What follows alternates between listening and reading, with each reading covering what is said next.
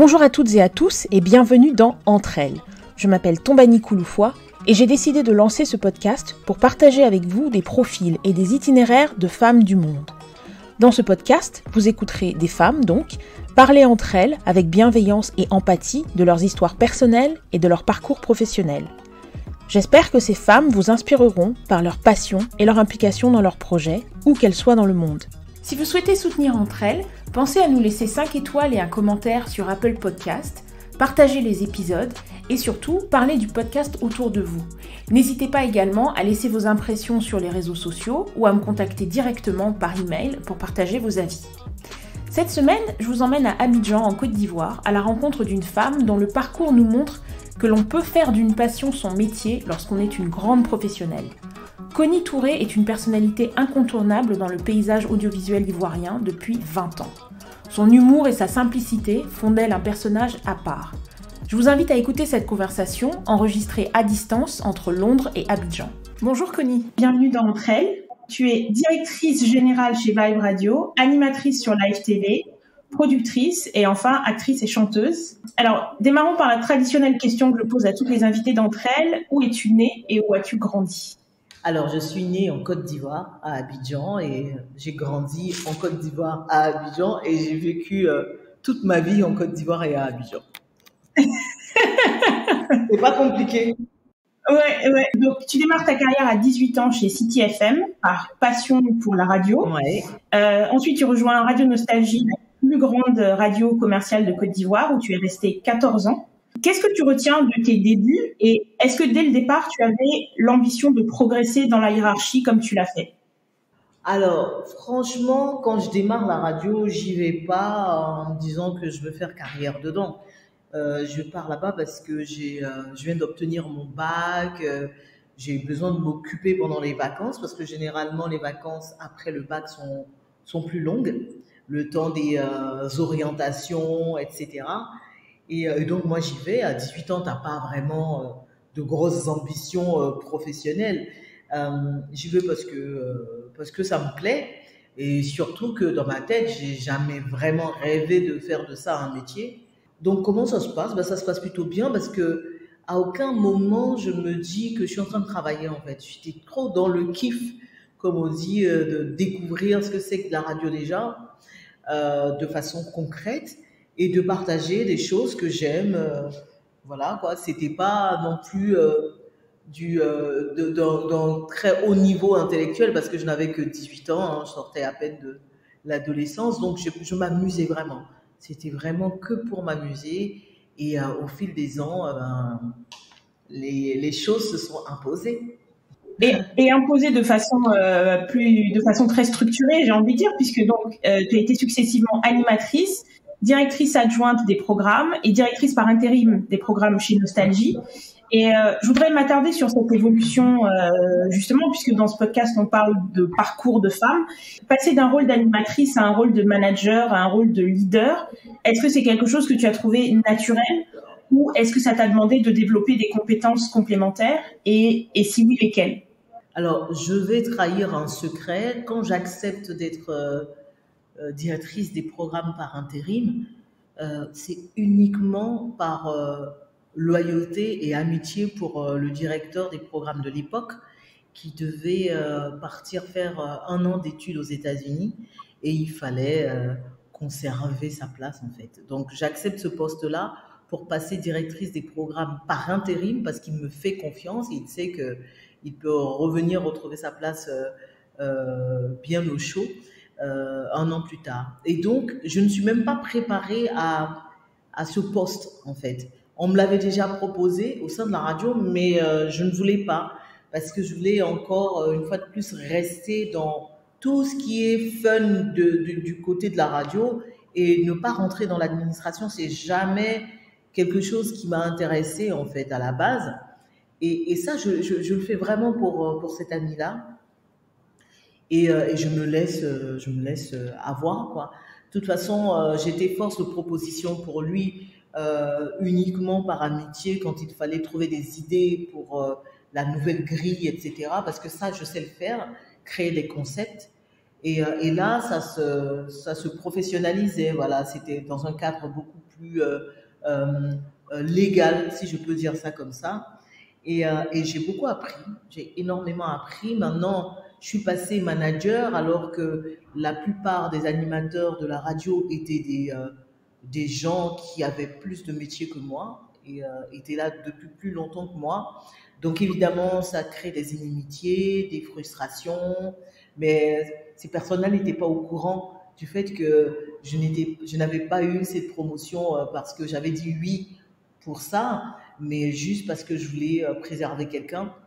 Et c'était pas du tout facile, hein. Après, j'ai des aptitudes naturelles de communication avec les gens, avec respect, avec considération, qui ont fait que ben, les choses ont fini par se tasser et bien se passer pendant l'année en question jusqu'à ce que le directeur de programme revienne. Et quand celui-là est revenu, je crois même pas un an plus tard, Lagardère m'a débauché pour monter Vibe Radio. Donc, spirituellement, parce que je suis aussi un peu croyante, beaucoup d'ailleurs, j'ai fait ça dans ma tête pour venir en aide à quelqu'un, et alors que le fond de cette histoire-là, c'était pour me préparer moi-même personnellement à aller affronter ce poste-là sous d'autres cieux, quoi. Donc voilà. Après, j'ai appris à manager les gens. C'est arrivé sur le tas. J'ai pas eu besoin d'aller me former spécifiquement dans le domaine pour pouvoir assurer, quoi. C'est arrivé naturellement. Et c'est intéressant ce que tu dis parce qu'en même temps, en théorie, on ne propose pas un poste à quelqu'un si on pense pas qu'il peut assurer ce poste. Et puis tu dis aussi qu'il y a des gens qui étaient animateurs depuis plus longtemps que toi, donc il y avait quand même des choses qui faisaient que tu étais une bonne candidate entre guillemets pour ce poste, non? Bah, au-delà du fait que le directeur des programmes avait très confiance en moi, parce que c'était ça aussi quand je parle de loyauté, c'était beaucoup plus dans ce sens-là. Mais c'est un poste qui m'avait déjà été proposé auparavant. Donc oui, évidemment, ils savent que j'avais les aptitudes pour, mais moi j'avais refusé. Et donc lui aussi, il sait, comme de toute façon, je lui donnais des idées aussi par rapport à ses programmes. Il connaissait ma détermination aussi, donc il savait que de toute façon, je ferais le job, quoi. Parce que c'est ce que j'ai toujours fait. Et on parle souvent du syndrome de l'imposteur chez les femmes. Alors pour le coup, est-ce que toi, tu t'es sentie tout de suite légitime dans ce rôle? Quand tu y repenses, comment tu te sentais justement tout d'un coup dans cette fonction? Dans cette période-là, franchement, l'objectif dans ma tête était tellement de faire ce qu'il y avait à faire pendant un an. C'était même presque un sacrifice pour moi que j'ai pas eu le temps de développer ce syndrome-là de l'imposteur. Par contre, je l'ai connu quand je suis passée directrice générale de Vibe Radio, parce que j'aime tellement tout bien faire en fait que je me suis dit bon, j'ai jamais été dans des grandes écoles à Paris, aux États-Unis, et je sais qu'il y a des gens qui sont des techniciens du domaine. Je ne parle pas forcément de la radio, mais en tout cas de l'administration, quoi. Et donc, je m'étais mis une pression. Je m'étais imposé de faire des cours de comptabilité, ce genre de choses. J'avais pété un câble, hein. Et après, j'ai compris que je n'avais vraiment pas besoin de ça, d'autant plus que je suis déléguée à des départements que je maîtrise, notamment le marketing, les programmes, le digital. Donc, je ne sais pas pourquoi je me mettais autant de pression. Heureusement que à côté, il y avait des gens pour me dire non, non, mais redescends, t'as pas à te faire autant de mal parce que tu as toute une équipe qui t'accompagne, etc. Donc, quand j'étais à Nostalgie, non, j'ai pas développé ce syndrome-là, mais même à Vibe, non, hein, je me sentais très légitime de monter cette radio parce que c'est ce que j'aime faire en fait, créer des concepts, etc., tant que j'étais au programme. Mais une fois que j'ai eu la promotion de directrice générale, je me suis dit, oh, il faut que je gère le commercial, les finances, les ressources humaines et tout ça. On m'a dit, non, non, calme-toi, on va te déléguer voilà, des départements que tu maîtrises, et c'est le cas. Du coup, ben, tout roule, quoi, ça se passe plutôt bien. Et je ressens plus, tu vois, le syndrome de l'imposture au fond de toi, tu te dis, est-ce que je suis légitime d'être là? Bah non, je j'ai plus ce sentiment-là. Je pense que je suis bien à ma place. Tu as beaucoup d'humour, tu fais beaucoup d'autodérision à l'antenne et dans ta communication en général, sur tes réseaux sociaux, etc. Et j'ai envie de dire que c'est assez rare dans le paysage audiovisuel ivoirien de voir quelqu'un à ton niveau de notoriété et surtout une femme avoir ce type de qualité ou ce type de caractéristiques. Est-ce que tu penses que c'est ce qui te différencie d'une certaine façon dans le paysage audiovisuel justement? Je crois que c'est une force, mais c'est pas une force que je suis allée chercher en me disant je vais faire ça pour me démarquer. Je l'ai toujours dit, je ne fais pas de différence entre ma personnalité de tous les jours, donc à la ville, et celle que je ramène à l'antenne en fait. Moi, j'ai pas envie de jouer de rôle. C'est finalement un métier qui est devenu le mien, et ça fait 21 ans que ça dure maintenant. Je ne pense pas pouvoir avoir cette espèce de schizophrénie professionnelle qui fait que dans la vraie vie, je suis plutôt une faux folle et dès que je me retrouve à l'antenne, voilà, je me mets dans un rôle. Non, non, non, ça ne m'a jamais intéressé. Du coup, c'est facile pour moi et c'est facile de le dire parce que ben, je suis comme ça, quoi. Je suis vraiment comme ça. C'est ma personnalité pour parler comme les Ivoiriens, c'est mon tous les jours. Et je me suis rendu compte au fil des ans, par rapport à tout ce qui me revenait comme retour de la part des téléspectateurs, des auditeurs, que c'était une force. Et du coup moi, j'en profite parce que le but, c'était de rester naturel jusqu'au bout. Et si ce naturel-là, c'est quelque chose qui plaît, bah, tant mieux. L'autodérision, pour moi, il ne faut pas se prendre au sérieux, quoi. Il faut vraiment arriver à ne pas se prendre au sérieux. Parce que dès le moment où tu commences à monter et à enfler de la tête, ben, tu oublies le but premier de ce métier d'animateur qui est de faire plaisir aux autres et de ne pas rester sur sa personne. Donc ouais, voilà. Et justement, tu interviews des personnalités de tous horizons, aussi bien des artistes que des politiques. Et par le biais de l'humour, en fait, tu arrives souvent à les amener à se confier. C'est assez intéressant d'ailleurs, l'air de rien, donc tu arrives à leur poser des questions de fond, mais tu les amènes d'une façon très légère, presque inoffensive pour eux. Et dans le contexte culturel ivoirien, voire africain, est-ce que tu penses que c'est justement la meilleure approche ?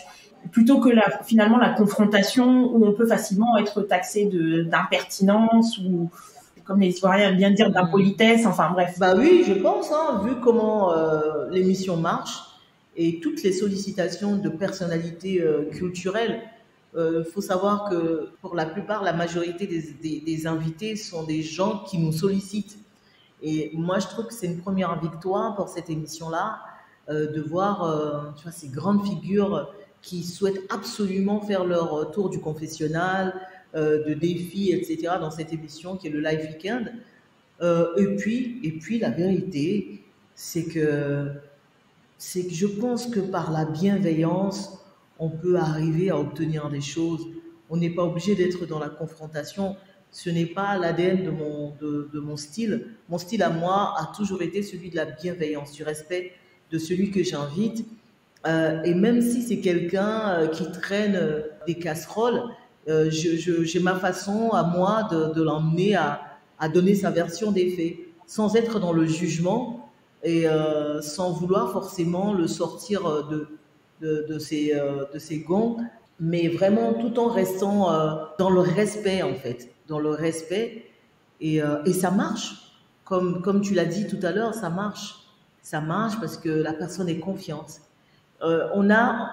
L'émission passe en direct normalement, mais on a eu à enregistrer quelques-unes pour des raisons de calendrier. Et je peux vous dire que il y a eu des gens qui nous ont appelés pour dire oui, on était tellement à l'aise, j'étais tellement à l'aise que j'ai dit plus que de raison ce que je devais dire sur moi dans cette partie de l'interview. Est-ce que vous pouvez la couper? Parce que j'étais trop bien, j'étais détendue, je me suis sentie entre amis. Du coup, je me suis laissée aller à des confidences que je n'ai pas envie de partager maintenant. Donc, est-ce que vous pouvez, s'il vous plaît, enlever cette partie ou cette partie-ci ou cette partie-là? Et pour vous dire quoi, le but c'est ça, c'est si tu veux emmener quelqu'un à se confier, il faut qu'il soit confiant. Et c'est pas de la fausse confiance, c'est pas du jeu en fait. On n'est pas en train de se dire bon voilà, il n'y a rien d'insidieux là-dedans en fait. On n'est pas en train de dire bon, on va passer par telle stratégie comme ça, la personne va se dévoiler. Non, c'est que c'est comme ça que moi je suis faite professionnellement.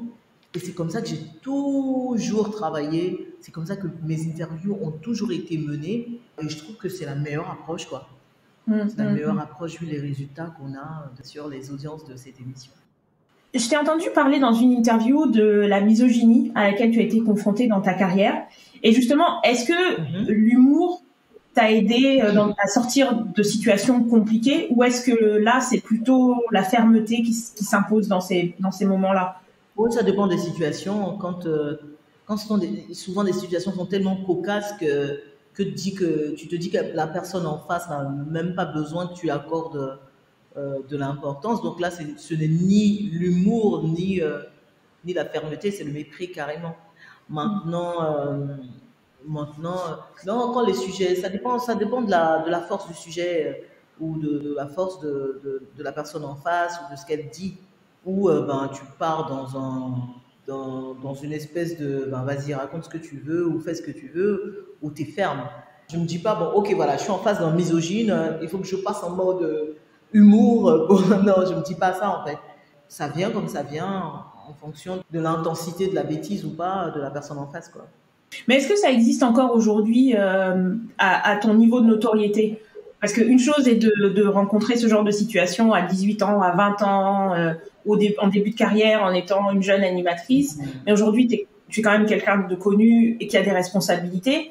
Est-ce qu'aujourd'hui, ce sont des choses auxquelles tu es encore confrontée? Non, ça va. Aujourd'hui, je ne suis sollicitée que pour mon travail, en fait. Et c'est ce que je dis généralement aux jeunes filles qui veulent embrasser ce métier ou autre. Hein. Il faut prendre le temps de se construire. Qu'est-ce qu'on dit généralement ici, là?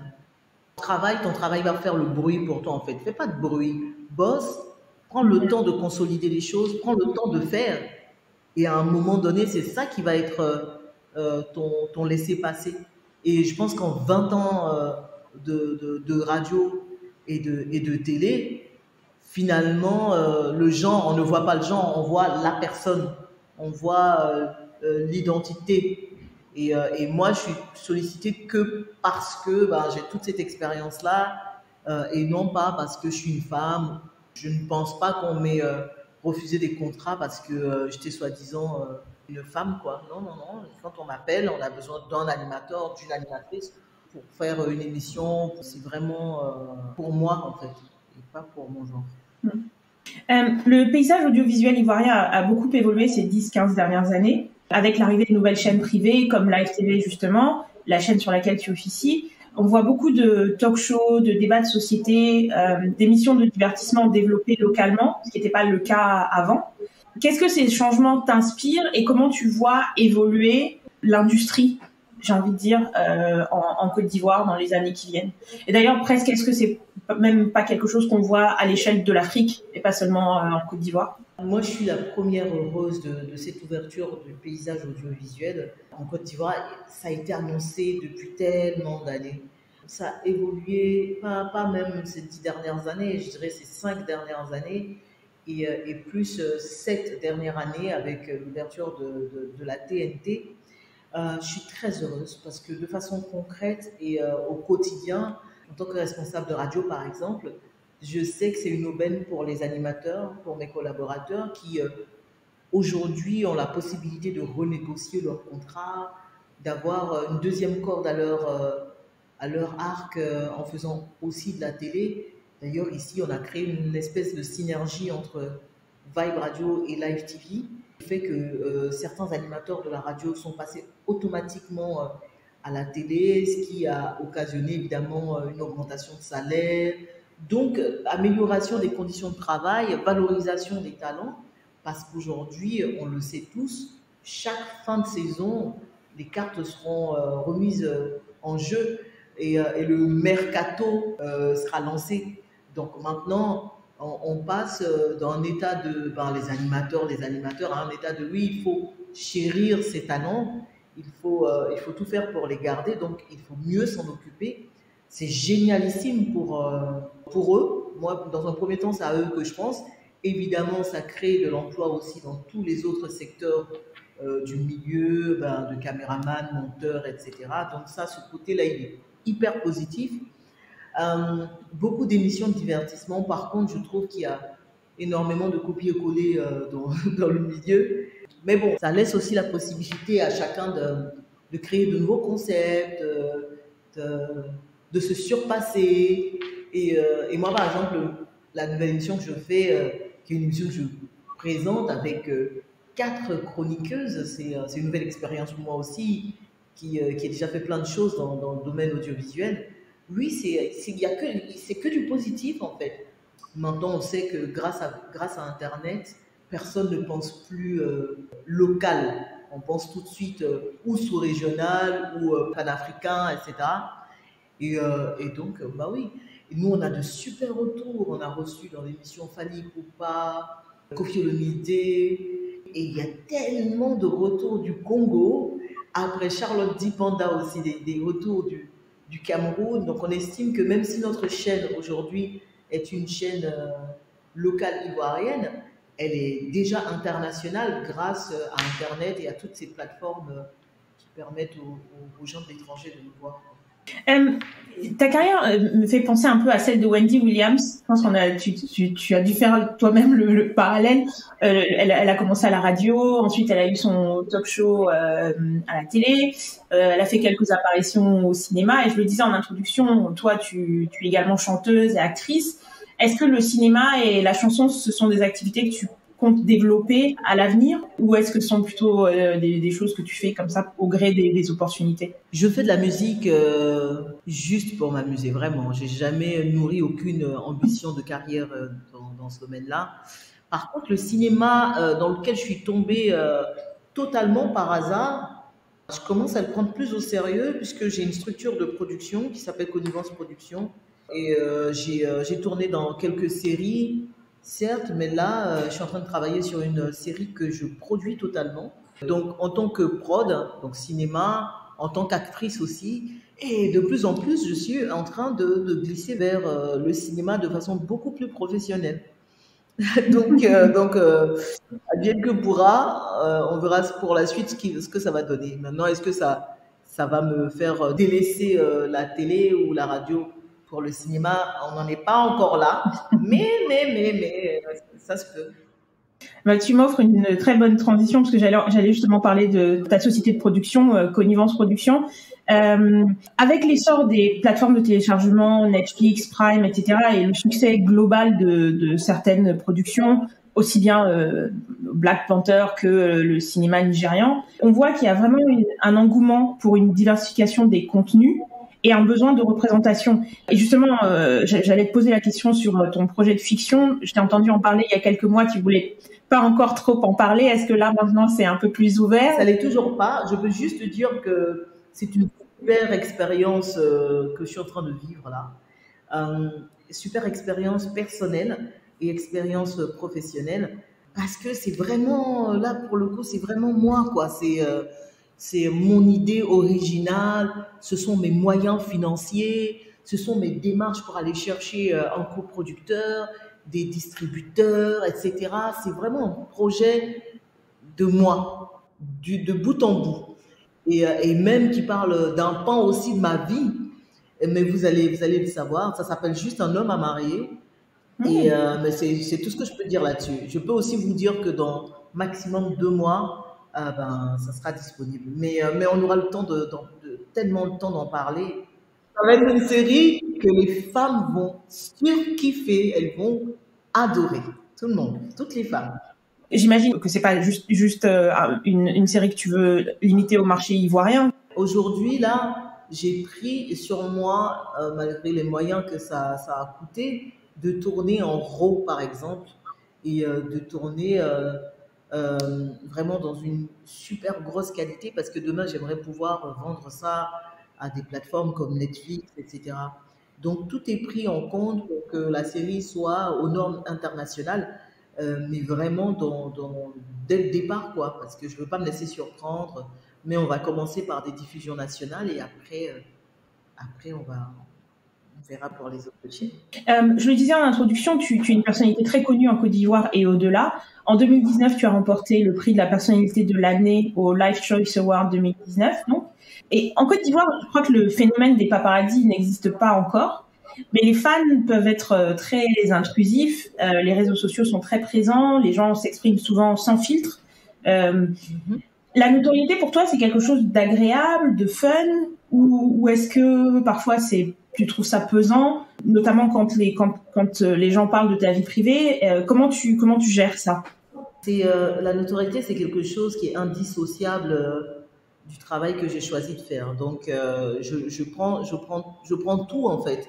Les avantages, les inconvénients. Et la vérité, c'est que si les gens ont l'habitude ou tendance à croire qu'ils peuvent être aussi intrusifs dans ma vie privée, c'est parce que je leur aurais tendu la perche. Je sais quoi faire avec qui, en fait. Et quand la série va sortir, beaucoup de gens comprendront, par exemple, pourquoi je tenais tant à alimenter cette histoire je suis une femme célibataire sans enfant et que j'ai presque 40 ans.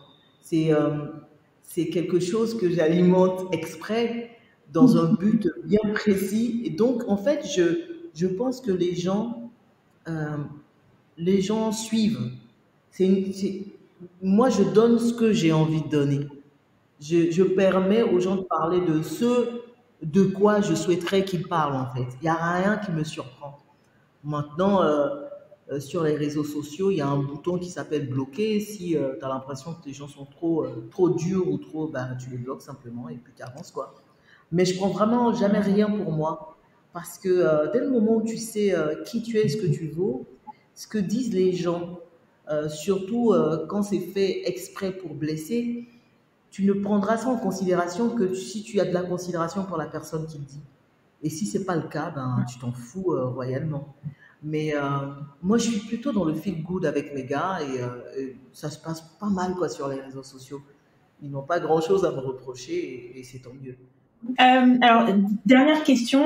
Quel est le meilleur conseil qu'on t'ait donné dans ta carrière? Dans ma carrière, le meilleur conseil qu'on m'ait donné, c'était il y a quelques années. C'était, tu as vu Connie, tu vas dans les studios pour enregistrer des voix off, tu fais des reportages pour des structures, ils te prennent en tant qu'animatrice et tout ça. Pourquoi tu ne créerais pas ta société et tu ferais ça toi-même de bout en bout et tu leur vendrais? Comme ça, tu vas arrêter de travailler pour les gens et tu vas travailler pour toi-même et tu verras que la meilleure personne qui doit bénéficier de l'exploitation de ton image, c'est toi-même. Et j'ai suivi le conseil et j'ai créé ma société, même si je suis quand même restée travailler en entreprise, ce que ma société me permet de faire. Aujourd'hui, avec Connivence Production, je m'en sors très très bien et les projets sont là, quoi. C'est le meilleur conseil qu'on m'ait donné. Merci beaucoup, Connie. On arrive à peu près au temps imparti, donc je suis vraiment ravie de t'avoir reçu. Merci d'avoir pris le temps de me parler. Merci à Connie Touré d'avoir accepté de se livrer dans Entre elles avec tant de simplicité et de transparence. Vous pouvez la retrouver sur Live TV dans le Live Weekend tous les vendredis. J'ai hâte de voir arriver sa fiction sur les écrans et je ne manquerai pas de vous en parler sur les réseaux sociaux d'Entre elles lorsqu'une date de sortie aura été annoncée. Merci à vous d'avoir partagé ce moment avec nous. Si vous souhaitez rester informé de l'actualité du podcast, n'hésitez pas à vous inscrire sur la newsletter. N'hésitez pas également à suivre Entre elles sur les réseaux sociaux, à commenter et à partager avec nous des profils de femmes qui vous inspirent. Enfin, pensez à laisser un avis sur vos plateformes de téléchargement afin de nous soutenir. Je vous rappelle l'adresse du site internet www.entre-l.com. Je vous donne rendez-vous dans 2 semaines pour un nouvel épisode en anglais et dans 1 mois pour un nouvel épisode en français.